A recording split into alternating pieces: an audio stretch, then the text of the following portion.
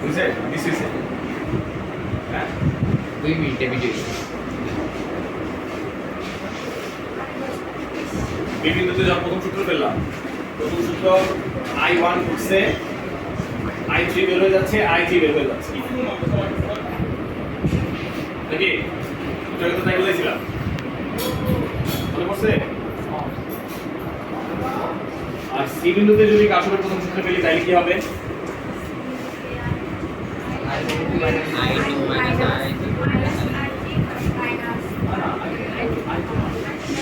I2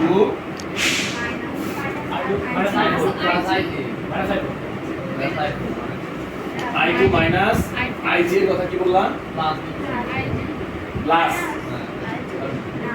না minus আর plus plus minus কে হাত তুলো তো IG মাইনাস কে হাত তুলো মাইনাস আমি কি কইছিলাম জানি প্লাস কইছিলাম প্লাস কে হাত তুলো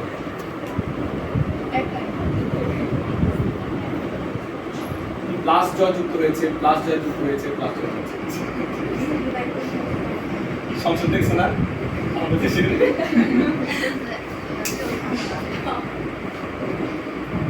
সংশোধন তো আজকাল ভিত্তিতে জয় যুক্ত হয় আর কি এই জায়গায় যে সঠিক পেছে তার ভিত্তিতে যুক্ত হয়েছে আইটি ঘুরতেছে না হুম আর I4 বের হয়ে যাচ্ছে এখন আমরা লুপ নিব এই লুপটা নিব A B C A এই লুপ যদি নেই তাহলে কি লিখতে পারি A B C A loop I1 plus IG I1 plus IG minus I2 হ্যাঁ I1P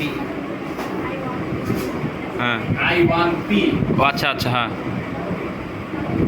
এই রোধের মান P ধরছি এই রোধের মান Q ধরছি এটার মান R ধরছি এটার মান S ধরছি গ্যালভানোমিটারের রোধ হইলো বড় হাতের G ধরে নিছি আমরা plus I1P plus IG plus IGG minus I2R minus I2R R2 টু কি আবার সমান 0 2 নাই আর দিছে এটা বলছি ঠিক আছে আর এই লুপটা যদি নেই BDCB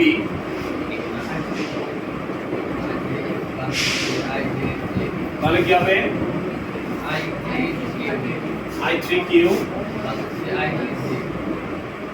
I4S minus I4 minus I4S minus IG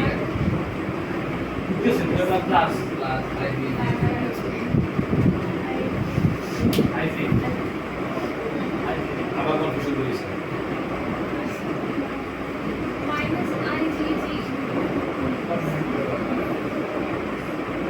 plus না প্লাস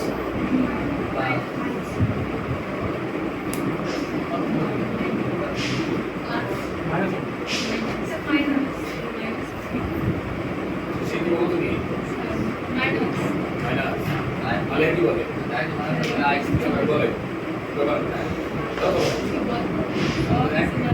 কালিয়া কি হবে প্লাস মাইনাস মাইনাস কি হবে মাইনাস কি মাইনাসের পরে কি লিখো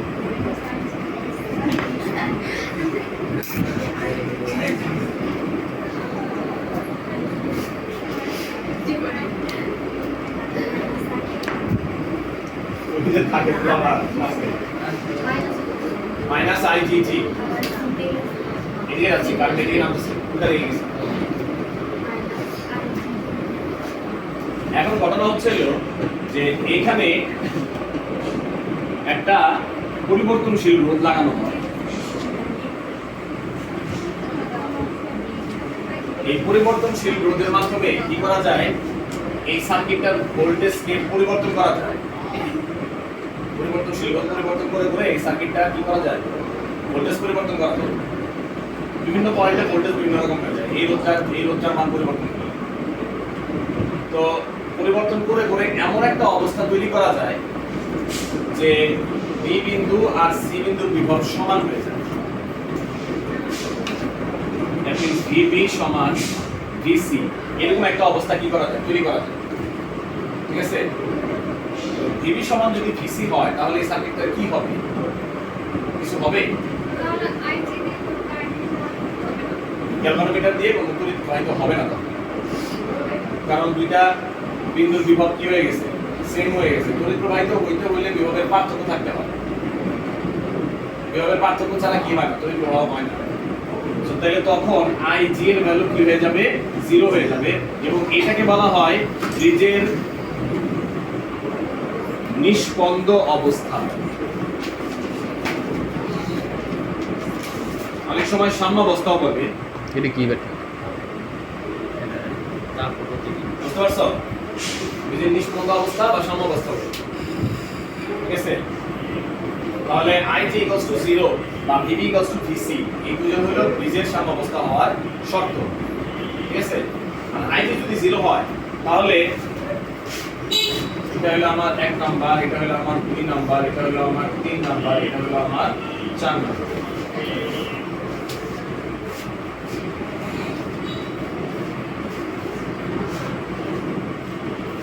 তাহলে IG যদি 0 হয়, 1 নং থেকে আমরা কি পাই?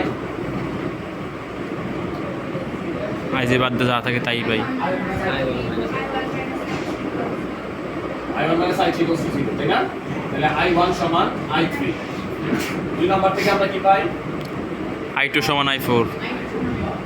I2 সমান I4। 3 নাম্বার থেকে আমরা কি পাই? I1P সমান I2R। তাহলে I1/I2 সমান R/P। ঠিক আছে, 4 নাম্বার থেকে কি পাই আমরা? I3Q সমান I4S সমান I3/I4 সমান হচ্ছে হলো Q/S, নাকি?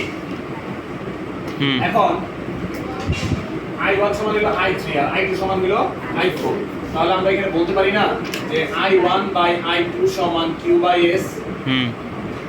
পারি না বলতে?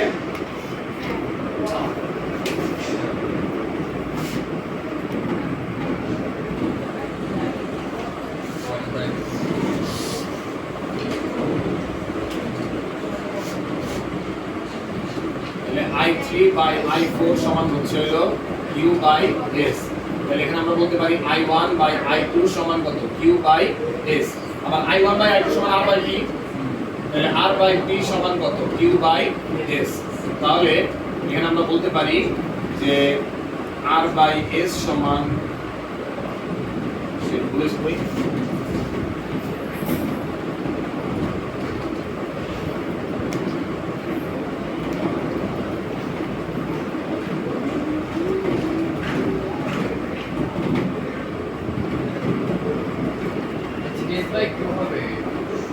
হ্যাঁ তাই তো বলি, S/Q এত বলি এটা কি?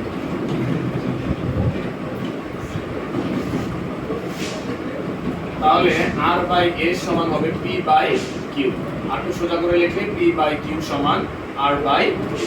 এক লাইন 3 বার লেবরে লাগে, 4টা রোধের মধ্যে সব। ঠিক আছে,